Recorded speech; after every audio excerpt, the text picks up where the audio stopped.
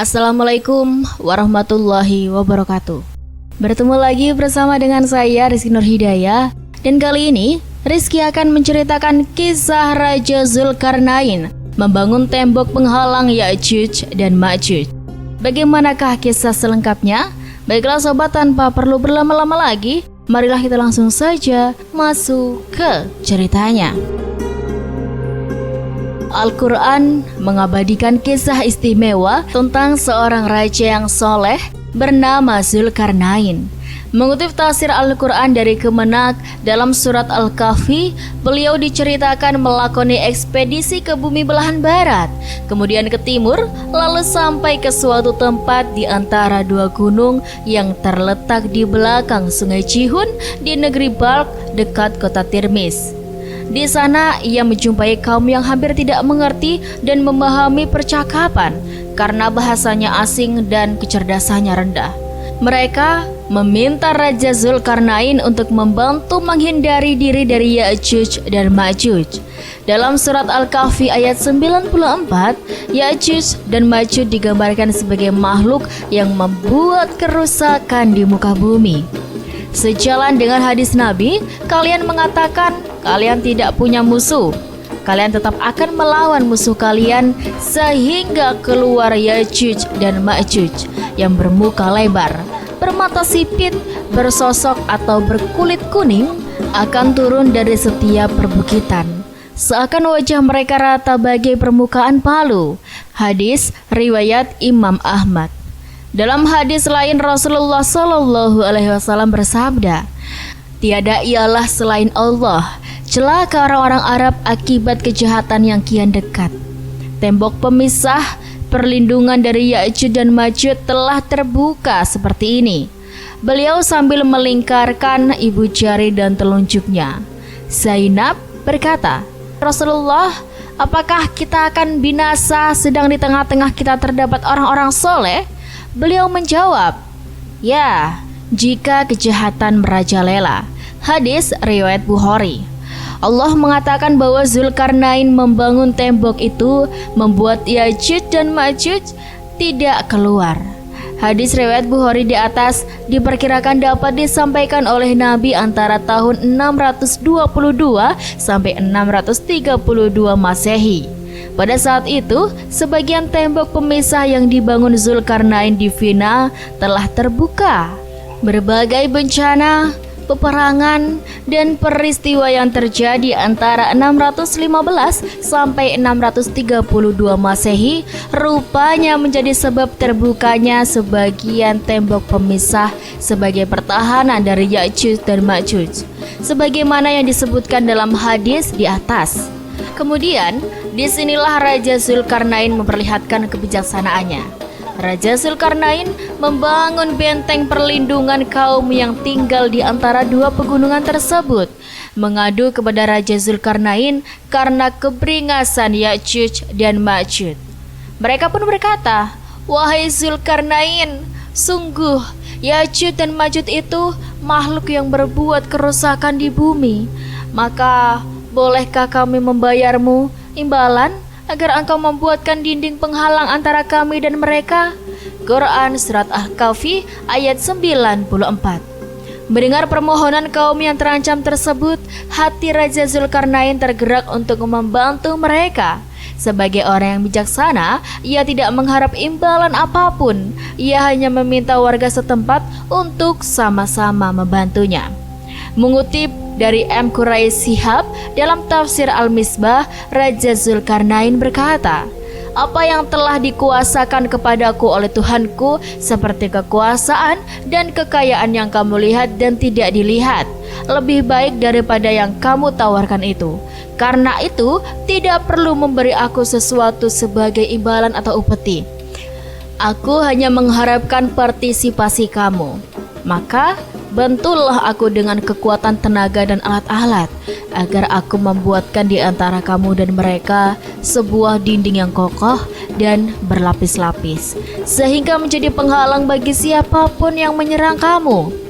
Dalam surat Al-Kahfi ayat 96, pada akhirnya Zulkarnain berhasil membangun tembok kokoh yang terbuat dari besi dan tembaga. Ya'juj dan Ma'juj tidak mampu mendakinya karena sangat tinggi, dan mereka juga tidak dapat melubanginya karena sangat kokoh. Kisah ini merupakan bukti kesalihan Zulkarnain. Mengutip jurnal kisah Zulkarnain dalam Al-Quran Surat Al-Kahfi ayat 83-101. Zulkarnain adalah petualang yang memiliki keimanan yang kuat dan selalu menyeru kepada kebaikan. Ia adalah seorang yang dirahmati dengan kecerdasan, pengetahuan, dan teknologi. Namun, hal tersebut tidak membuatnya congkak. Ia malah menolong kaum yang tertindas dengan ikhlas dan penuh kebijaksanaan. Setiap muslim hendaknya mengambil hikmah dari kualitas pemimpin Raja Zulkarnain. Siapa Raja Zulkarnain? Hingga kini sosok Raja Zulkarnain masih menjadi perdebatan di kalangan ulama. Mengutip buku Jejak Ya'juj dan Ma'juj karya Wisnu Sasongko 2010, Ubaid bin Umar yang merupakan kalangan tabi'in berpendapat Raja Zulkarnain hidup pada zaman Nabi Ibrahim alaihissalam. Ada pula yang mengira beliau adalah Alexander the Great dari Makedonia. Adapun dalam tafsir Al-Quran yang diterbitkan oleh Departemen Agama, sebagian besar sejarawan berargumen Zulkarnain adalah Iskandar bin Philips, pria keturunan Yunani, murid Aristoteles. Ia hidup sekitar tahun 330 sebelum Masehi. Zulkarnain berasal dari kota Makedonia, pernah memerangi Persia dan menguasai kerajaan Darius. Beliau kemudian memperluas kekuasaannya hingga India dan Mesir. Di Mesir, didirikan kota Iskandariyah untuk memperingati jasa-jasa mereka. Pendukung pendapat ini mengatakan dalam sejarah umat manusia, tidak ada raja yang dapat menguasai benua barat dan timur kecuali Raja Iskandar Magduni. Di dalam Al-Quran telah diuraikan cukup detail mengenai sifat-sifat utama Zulkarnain. Ia adalah pribadi bertauhid dan bertakwa, serta menjunjung tinggi nilai-nilai belas kasih dan keadilan. Setelah diterangkan Al-Quran, ia mempunyai 3 ekspedisi besar, yakni perjalanan ke bumi belahan barat, timur, hingga akhirnya ke daerah-daerah yang terdapat barisan pegunungan. Ia senantiasa berhadapan dengan berbagai kaum pada setiap ekspedisinya. Kisah perjalanan-perjalanan Zulkarnain berikut ini sebagaimana yang terdapat dalam Al-Quran Surat Al-Kahfi ayat 83-98. Berikut adalah kisah-kisah yang ditanyakan oleh Rabi Yahudi kepada Rasulullah SAW yang diwahyukan melalui malaikat Jibril kepadanya. Menemukan umat tak beragama. Zulkarnain melakukan perjalanan ke arah barat. Di sana, ia melihat matahari terbenam di dalam laut yang memiliki lumpur berwarna hitam. Di sana pula, ia melihat sekelompok umat yang beragama.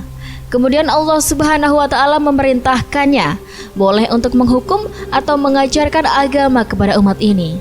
Mereka akan bertanya kepada Muhammad tentang Zulkarnain. Katakanlah, aku akan bacakan kepadamu cerita tentangnya. Sesungguhnya kami telah memberi kekuasaan kepadanya di muka bumi. Maka dia pun menempuh suatu jalan hingga apabila dia telah sampai ke tempat terbenam matahari, dia melihat matahari terbenam di dalam laut yang berlumur hitam. Dan dia mendapati di situ segolong umat. Kami berkata, "Hai Zulkarnain, kamu boleh menghukum atau boleh berbuat kebaikan terhadap mereka." Berkata Zulkarnain, "Adapun orang yang aniaya, maka kami kelak akan mengazabnya. Kemudian dia kembalikan kepada Tuhannya. Lalu Tuhan mengazabnya dengan azab yang tidak ada taranya. Adapun orang-orang yang beriman dan beramal soleh, maka baginya pahala yang terbaik sebagai balasan, dan kami akan titahkan kepadanya perintah yang mudah dari perintah-perintah kami." Al-Kahfi ayat 83-88. Menemukan umat yang sangat miskin. Perjalanan berlanjut. Berikutnya Zulkarnain pergi ke arah timur. Ia lalu menemukan umat lain yang sangat miskin. Begitu miskinnya mereka tidak bisa melindungi diri mereka sendiri dengan tempat untuk berteduh dari sinar matahari. Kemudian dia menempuh jalan yang lain. Hingga apabila dia telah sampai ke tempat terbit matahari sebelah timur, dia mendapati matahari itu menyinari segolongan umat, yang kami tidak menjadikan bagi mereka sesuatu yang melindunginya dari cahaya matahari itu. Demikianlah, dan sesungguhnya ilmu kami meliputi segala apa yang ada padanya. Quran Surat Al-Kahfi ayat 89-91.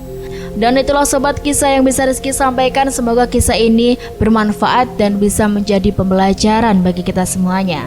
Terima kasih banyak buat para sobat yang sudah dukung dan nonton video ini sampai akhir. Jangan lupa dukung channel Rizky Nur Hidayah dengan cara klik like, komen, subscribe, dan nyalakan lonceng notifikasinya supaya kalian tidak ketinggalan cerita-cerita yang menarik dan menginspirasi lainnya dari Rizky. Sekian dari Rizky pamit undur diri. Wassalamualaikum warahmatullahi wabarakatuh.